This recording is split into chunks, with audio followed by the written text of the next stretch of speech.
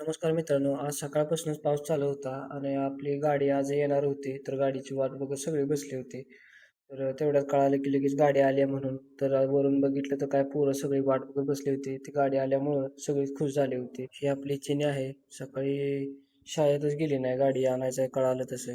पूजेचं सामान आणायचं होतं. मग मी गाडी काढली आणि निघालो मासुरण्याला. आपलं पाऊस दिवसभर पडत होता, त्यामुळं वातावरण पण असलं मस्त झालं होतं की एकदम भारी वाटत होतं. मग भावानी स्वीटमध्ये आलो आणि आपल्याला सगळ्यात जे बेस्ट आहे ते पेढे घ्यायचे होते. मग त्यासाठी त्यानं टेस्ट करायसाठी 2 पेढे दिले. त्याच्याकडे 2च अवेलेबल पेढे होते. तर पहिल्यांदा हा दिला. हा खाऊन बघितला. तोपर्यंत दुसरा पण दिला. तर दुसरा पण टेस्ट केला आपण. तर आपल्याला तो पांढरावाला पेढा भारी वाटला. मग त्यामुळे आपण पांढरावाला पेढा घेतला. घेतला की लगेच निघालो.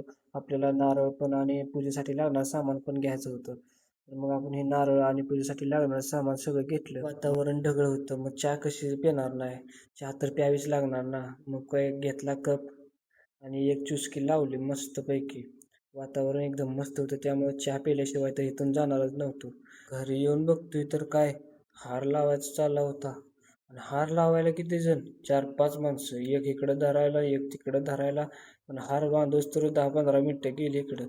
हार एकदा लावून झाला, हे बोनट लावलं. मग काय आता पूजेची तयारी करायची होती.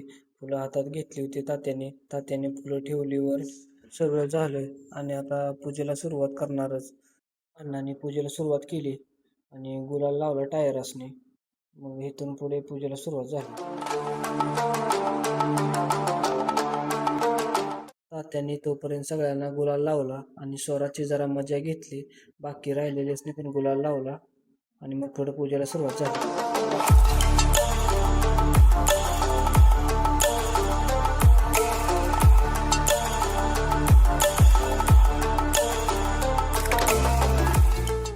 अण्णांनी सगळ्यांची परवानगी घेतली की नारळ फोडू का म्हणून. सगळे होय म्हटले. मग काय अण्णांनी घेतला नारळ आणि सुरुवात केली नारळ फोडायला.